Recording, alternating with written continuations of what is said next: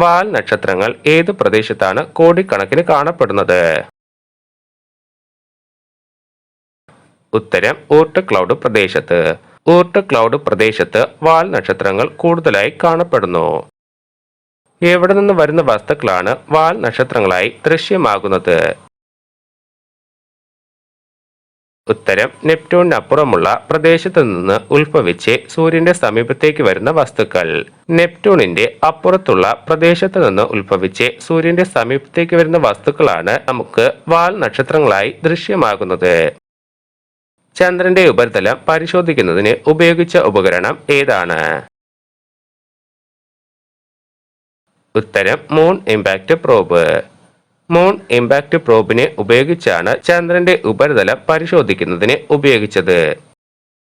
Moon impact probe നിർമ്മിച്ചത് എവിടെയാണ്?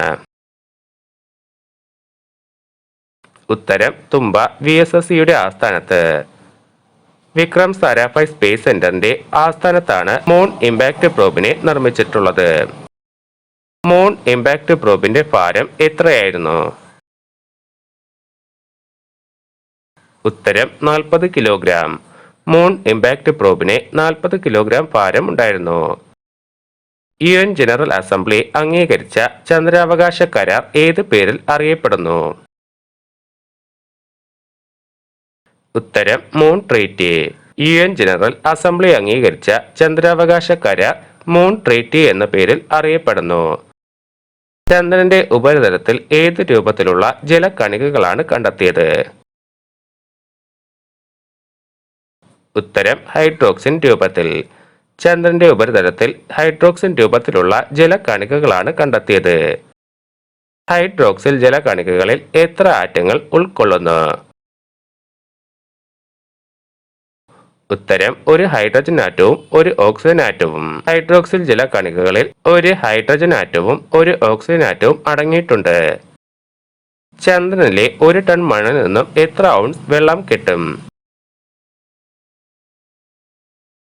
ഉത്തരം 32. ചന്ദ്രനിലെ 1 ടൺ മണ്ണിൽ നിന്നും 32 ഔൺസ് വെള്ളം കിട്ടും.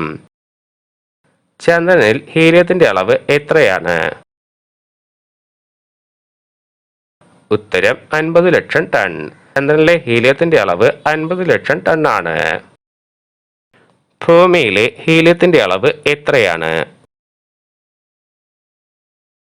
ഉത്തരം 15 ടൺ. ഭൂമിയിൽ 15 ടൺ ഹീലിയം അടങ്ങിയിട്ടുണ്ട്. യൂറോപ്പിലെ പ്രശസ്തനായ ചാന്ദ്രയാൻ ശാസ്ത്രജ്ഞൻ ആരാണ്? ഉത്തരം ഡഗ്ലഫ് കോഷ്നി. യൂറോപ്പിലെ പ്രശസ്തനായ ചാന്ദ്രയാൻ ശാസ്ത്രജ്ഞനാണ് ഡഗ്ലഫ് കോഷ്നി. ചാന്ദ്രയാൻ 1ന്റെ വേഗത?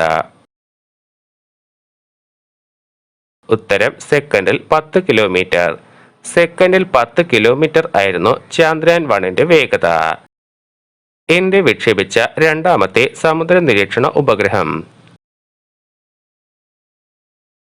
ഉത്തരം ഓഷ്യൻ സാറ്റ് 2. ഇന്ത്യ വിക്ഷേപിച്ച രണ്ടാമത്തെ സമുദ്ര നിരീക്ഷണ ഉപഗ്രഹമാണ് ഓഷ്യൻ സാറ്റ്. എജൽ ഏത് വിഭാഗത്തിൽപ്പെടുന്ന ഉപഗ്രഹമാണ്? ഉത്തരം മൈക്രോ സാറ്റലൈറ്റ് എന്ന വിഭാഗത്തിൽപ്പെടുന്ന ഭാരം കുറഞ്ഞ ഉപഗ്രഹം.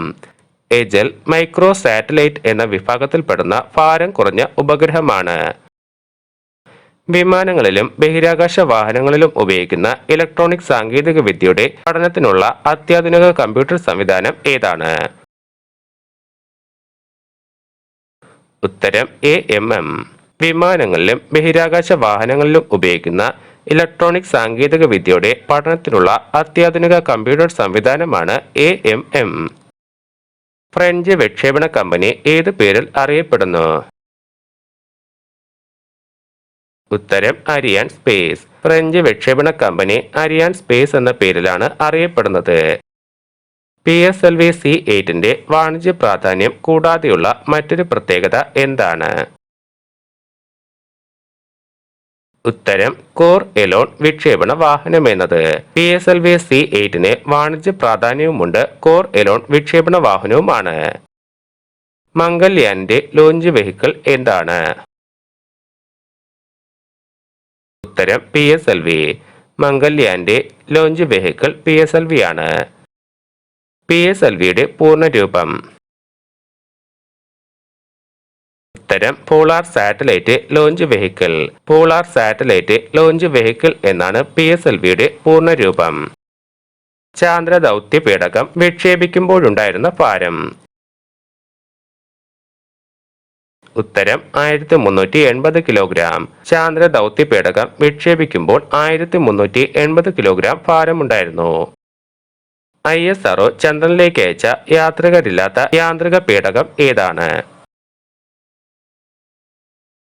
ഉത്തരം ചാന്ദ്രയാൻ. ISRO ചന്ദ്രനിലേക്ക് അയച്ച യാത്രികരില്ലാത്ത യാന്ത്രിക പേടകമാണ് ചാന്ദ്രയാൻ. മൂൺ ഇമ്പാക്ട് പ്രോബ് എന്താണ്? ഉത്തരം ചന്ദ്രനിൽ നിന്ന് 100 കിലോമീറ്റർ ഉയരത്തിൽ ചന്ദ്രനെ പ്രദക്ഷിണം വയ്ക്കുന്ന പേടകത്തിൽ നിന്നും വേർപെട്ട് ചന്ദ്രന്റെ ഉപരിതലത്തിൽ ഇറങ്ങുവാനായി നിർമ്മിച്ച ഭാഗം.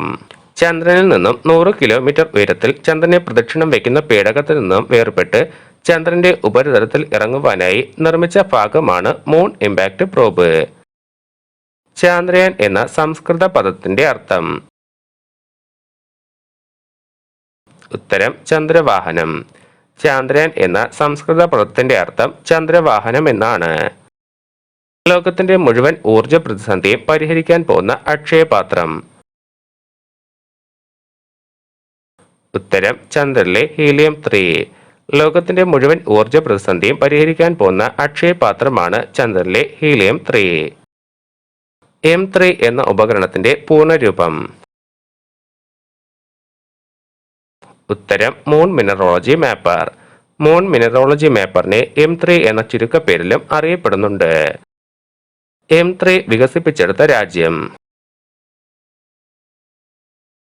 ഉത്തരം USA. M3 വികസിപ്പിച്ചെടുത്തത് USA ആണ്. മൂൺ മിനറോളജി മാപ്പർ എന്നാണ് M3യുടെ പൂർണ്ണരൂപം. ഹൈസിയുടെ പൂർണ്ണരൂപം?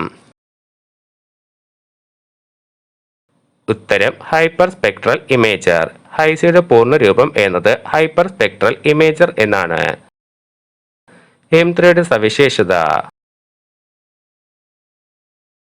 ഉത്തരം 430 മുതൽ 3000 നാനോമീറ്റർ തരംഗ ദൈർഘ്യമുള്ള ഇലക്ട്രോ മാഗ്നറ്റിക് റേഡിയേഷനുകളെ തിരിച്ചറിയുന്നത്. 430 മുതൽ 3000 നാനോമീറ്റർ തരംഗ ദൈർഘ്യമുള്ള ഇലക്ട്രോ മാഗ്നറ്റിക് റേഡിയേഷനുകളെ തിരിച്ചറിയാൻ വേണ്ടിയാണ് M3യെ ഉപയോഗപ്പെടുത്തുന്നത്. M3 ഡിസൈൻ ചെയ്യാൻ നാസ ഉപയോഗിച്ച 2 ഓർഗനൈസേഷനുകൾ? ഉത്തരം ഹൂസ്റ്റണിലെ ബ്രൗൺ യൂണിവേഴ്സിറ്റിയും ദ ജെറ്റ് പ്രൊപ്പൽഷൻ ലബോറട്ടറിയും. മൂൺ മിനറോളജി മാപ്പർ ഡിസൈൻ ചെയ്യാൻ വേണ്ടി നാസ ഉപയോഗിച്ച 2 ഓർഗനൈസേഷനുകളാണ് ഹൂസ്റ്റണിലെ ബ്രൗൺ യൂണിവേഴ്സിറ്റിയും ദ ജെറ്റ് പ്രൊപ്പൽഷൻ ലബോറട്ടറിയും. ചെറിയ ഉപഗ്രഹങ്ങളെ ഭ്രമണപഥത്തിലെത്തിക്കാൻ ഉപയോഗിക്കുന്ന സ്ക്രാം ജെറ്റ് വാഹനത്തിന്റെ പേര്? ഉത്തരം RLV. ചെറിയ ഉപഗ്രഹങ്ങളെ ഭ്രമണപഥത്തിലെത്തിക്കാൻ ഉപയോഗിക്കുന്ന സ്ക്രാം ജെറ്റ് വാഹനത്തിന്റെ പേരാണ് RLV. ചാന്ദ്രയാന്റെ എഞ്ചിന് ഇന്ധനം നൽകുന്ന മോട്ടോറിന്റെ പേര്?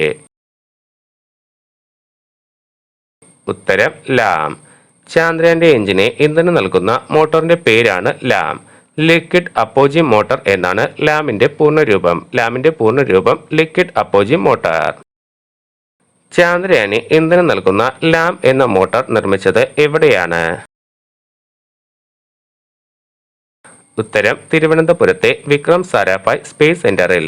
ചാന്ദ്രയാന് ഇന്ധനം നൽകിയിരുന്ന ലാം എന്ന മോട്ടോർ നിർമ്മിച്ചത് തിരുവനന്തപുരത്തുള്ള വിക്രം സാരാഭായ് സ്പേസ് സെന്ററിലാണ്. 4 ഘട്ടമുള്ളതും പൂർണ്ണമായും ഖര ഇന്ധനം ഉപയോഗിക്കുന്നതുമായ വിക്ഷേപണ വാഹനം? ഉത്തരം സാറ്റലൈറ്റ് ലോഞ്ച് വെഹിക്കിൾ. 4 ഘട്ടമുള്ളതും പൂർണ്ണമായും ഖര ഇന്ധനം ഉപയോഗിക്കുന്നതുമായ വിക്ഷേപണ വാഹനമാണ് satellite launch vehicle. Satellite launch വെഹിക്കിളിനെ ലോ എർത്ത് ഓർബിറ്റിലെത്തിക്കാൻ സാധിച്ചിരുന്ന ഭാരം? ഉത്തരം ഏകദേശം 40 കിലോഗ്രാം ഭാരം. സാറ്റലൈറ്റ് ലോഞ്ച് വെഹിക്കിളിനെ ലോ എർത്ത് ഓർബിറ്റിലെത്തിക്കാൻ സാധിച്ചിരുന്ന ഭാരം എന്നത് ഏകദേശം 40 കിലോഗ്രാം ആയിരുന്നു. 5 ഘട്ടങ്ങളുള്ളതും പൂർണ്ണമായും ഖര ഇന്ധനം ഉപയോഗിക്കുന്നതുമായ വിക്ഷേപണ വാഹനം? ഉത്തരം augmented satellite launch vehicle. Augmented satellite launch വെഹിക്കിളിനെ ലോ എർത്ത് ഓർബിറ്റിലെത്തിക്കാൻ സാധിക്കുന്ന ഭാരം? ഉത്തരം ഏകദേശം 150 കിലോഗ്രാം. 4 ഘട്ടങ്ങളുള്ളതും ഖരദ്രാവക ഇന്ധനങ്ങൾ ഉപയോഗിക്കുന്നതുമായ വിക്ഷേപണ വാഹനം. ഉത്തരം polar satellite launch vehicle. Polar satellite launch വെഹിക്കിളിന് പോളാർ ഓർബിറ്റിലെത്തിക്കാൻ സാധിക്കുന്ന ഭാരം. ഉത്തരം ഏകദേശം 3000 കിലോഗ്രാം. 3 ഘട്ടങ്ങളുള്ളതും ദ്രാവക ക്രയോജനിക് ഘട്ടങ്ങൾ ഉള്ളതുമായ വിക്ഷേപണ വാഹനം. ഉത്തരം geo synchronise satellite launch vehicle.